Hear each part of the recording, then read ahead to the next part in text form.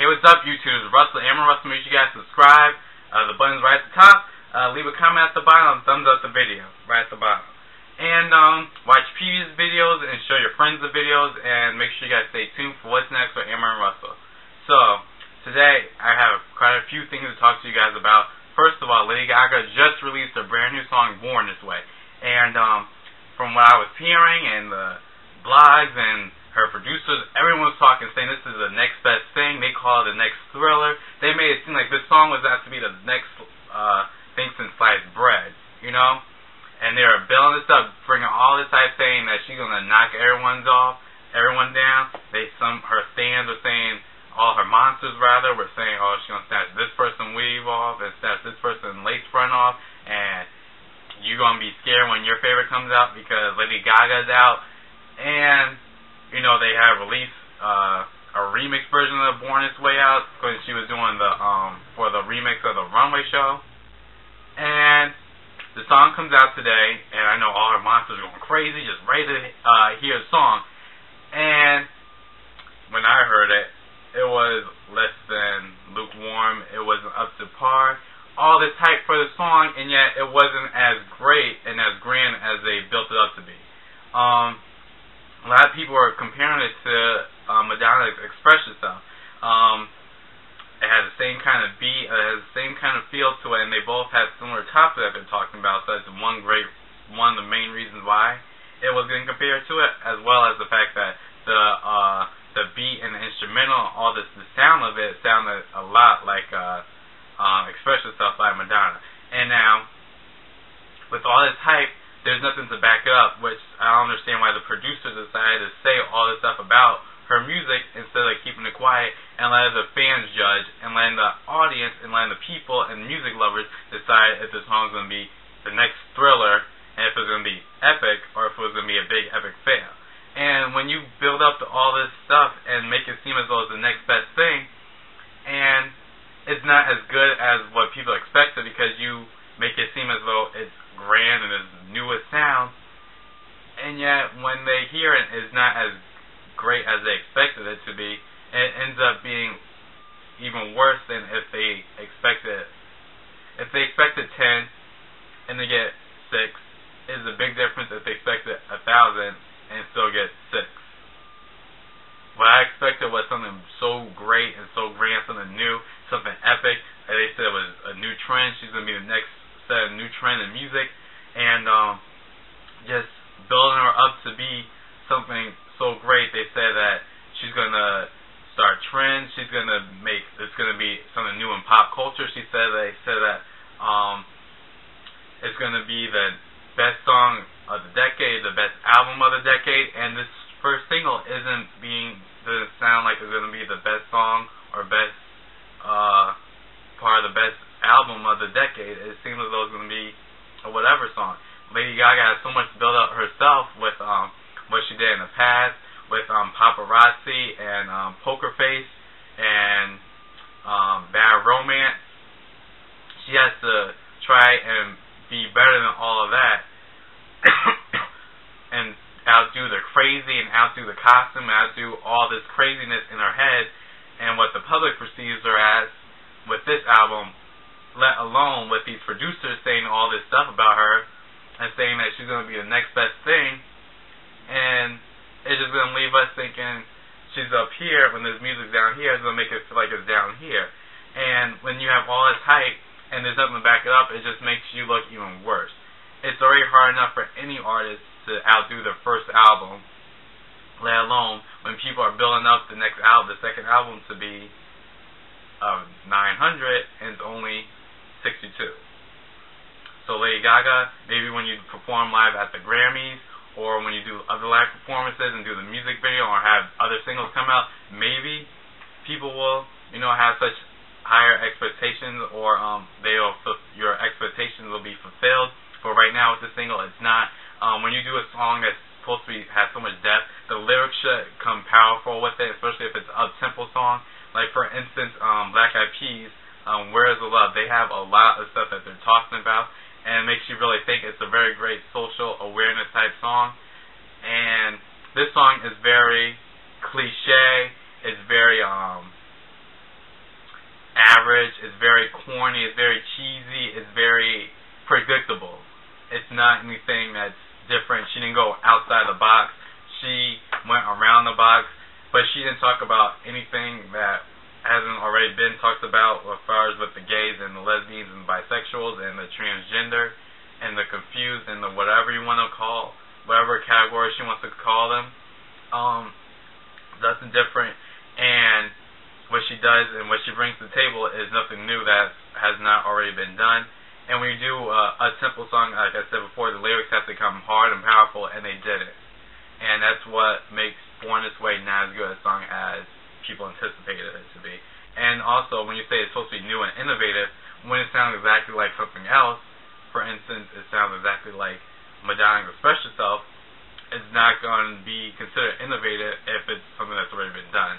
You can't call recycle goods innovative when it's because it's recycled, it's redone, it's being reproduced to us and being sold to us, but it's not innovative because it's not new, it's just recycled. Next up, there's a new rapper out. His name is Chet Haze.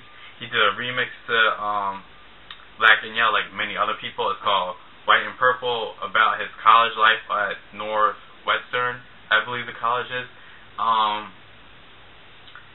He has a freestyle out. And now, before you guys, if you guys haven't heard of him, let me give you a little background to him, because you might have seen him in a couple of movies or whatever. He was in Bratz film. I never seen the movie, but I saw a clip of it. He also is Tom Hanks' son. And now, he's this white rapper, and he has this, this urban accent. He's talking about he's from the streets, he keeps it real. But Tom Hanks is this multi-billion-dollar franchise. I doubt Tom Hanks has any connections to the hood in the streets of LA, South Central, Crenshaw, or anywhere like that. He has his front as though he's this white kid that's from the hood, and yet, no, you're not. You're a white kid from gated community, and Los Angeles. You go to France and you go travel the world, and yet you talk with the slang. You dress as though you're from the hood. He dresses as though he's putting up a front. He's being something that he's not. His lyrics say that he's keeping it real. He fights and he shoots people and stuff. First of all, the lines that he says is whack. Maybe if he had actually taken the time to have people help him write with him, maybe it'll be better. But even at that, it's the front that he's putting on in front of all of us. And he also has this line where he says he'll beat someone up like Rodney King, like the four cops did to Rodney King. First of all, you don't talk about stuff that's that controversial. It's like someone saying, "I'm going to shoot you like they did with JFK." You don't say stuff like that. And he's just putting up a front, acting as though he's something that he's not, with the yos and the. I know if he was in front of Tom Hanks, he would not be talking like that. Knew he was not raised like that. It's almost as though this is a real life Malibu's Most Wanted. He's a white kid trying to act black. And now, understand there are a lot of white rappers out there, but they rap about what their life experience are. First of all, this kid, even if you were to rap about his life experiences, he has no pain, no suffering, no uprise and fame that he's going to make, that he did on his own. He can't talk about his fortunes, because his fortunes are stuff that his dad did.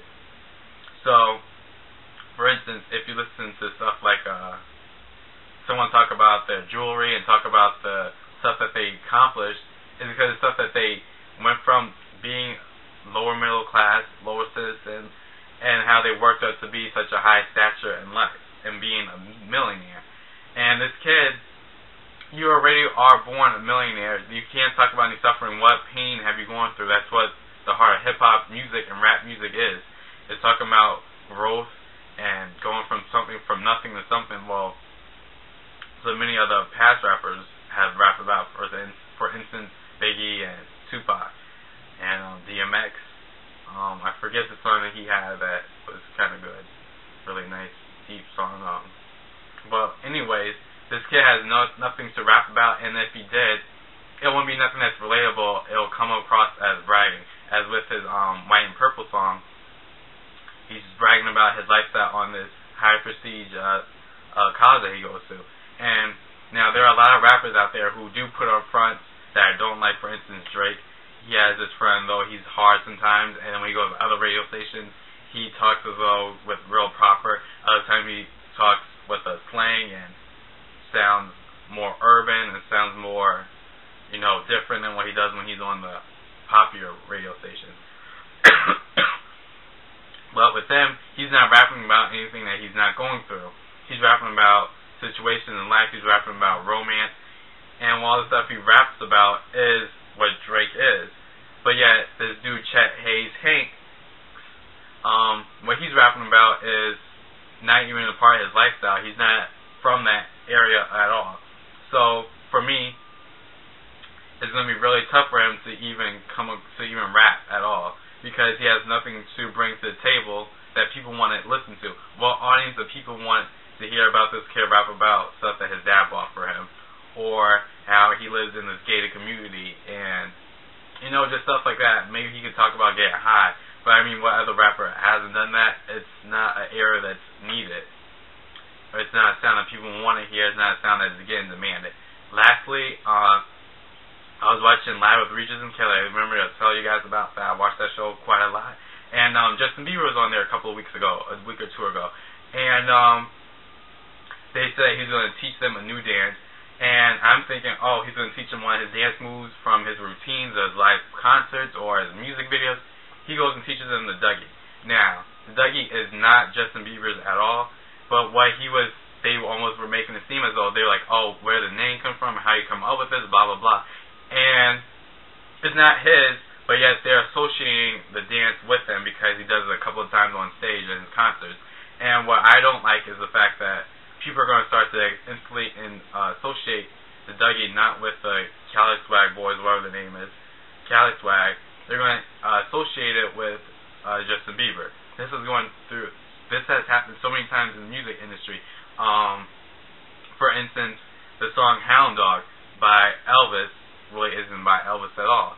He covered that song that has been covered multiple times, and it was originally done by Willie Mae Big Mama Horton, or I forget what her last name is, Thornton, I believe. And being that she didn't have good enough lawyers, the song ended up not belonged to her and was given to other people to redo as their own. As the song went up the charts, people decided they were going to record it and they were going to make it seem as though they made a song and make the song popular. This is shown also in the film Dreamgirls, when the Beyonce's group and Jennifer Hudson, when they recorded their song, as soon as it started building up, a white group did it, and then the song was later on attached with this group. The same is happening right now in today's day in history with Justin Bieber. People are now going to associate the dance with him. Doesn't seem like it's a big deal. But with this being Justin Bieber's, he's already up there in stature and being famous, these kids over here, when they're not going to be on Live with Regis and Kelly at all, this is their only hit they have out so far, and I doubt they're going to be anything more than just a one-hit wonder. So he's almost getting all the credit for an effort that they did. They taught the dance to the world. They found out the dance from their friend who went to school in down south, and he brought it back to them, and they made a song with it. And now all their efforts that they're doing, Justin Bieber is saying people are giving the song, the dance, to Justin Bieber, and as he's up here and they're down here, everyone can hear Justin Bieber say, "Hey, look at me do the Dougie." No one's listening to them say, "Hey, we popularized the Dougie," and no one's going to hear this guy over here who say, "I made a Dougie." So it's almost as though this whole dance is going to be only associated with Justin Bieber in the next couple of years, and not with them. And back on with this other dude, Chet Haze, is one of they're out there. Yes, there are a lot of rappers out there, kids who are rapping right now. For instance, the dude Dougie, I see his commercial all the time on that cell phone commercial, and saying that he's just a rapper. He just rapped more connection to the streets, into the hood, into the lifestyle that he might rap about, or his older brother JoJo, because they went to he, for instance, went to public school, I believe. They went to school in New York, and what he's rapping about is not going to be about, yo, I shoot up this, that, I know how to use a gun. Because this dude Chet Haze, I don't think he's not being himself. First of all, he's rapping about a lifestyle that is not his, and then he's bringing up a situation that should not be brought up. Because you wouldn't want to hear, I wouldn't want to hear someone talk about, oh, I'll shoot you in the head like they did Martin Luther King or whatever. That's not something that you say. You don't say stuff like that. And this is it. This is the end of the video. Tell me what you guys think. This is AmbeRussell. Tell me what you guys think about Lady Gaga. What you guys think about Chet Haze. Do you think I'm being too harsh on him, or do you think there is a space for multimillionaire son rapping? Do you think there's a void for that kind of music, for what he might be rapping about? And do you guys think that Justin Bieber is getting credit for the Dougie, or am I doing too harsh for him? And am I being too harsh on Lady Gaga? Do you guys think the song is good, bad, or you guys think agree with me or disagree with me, whatever? Thanks you guys for watching. This is Russell, AmbeRussell. Peace out.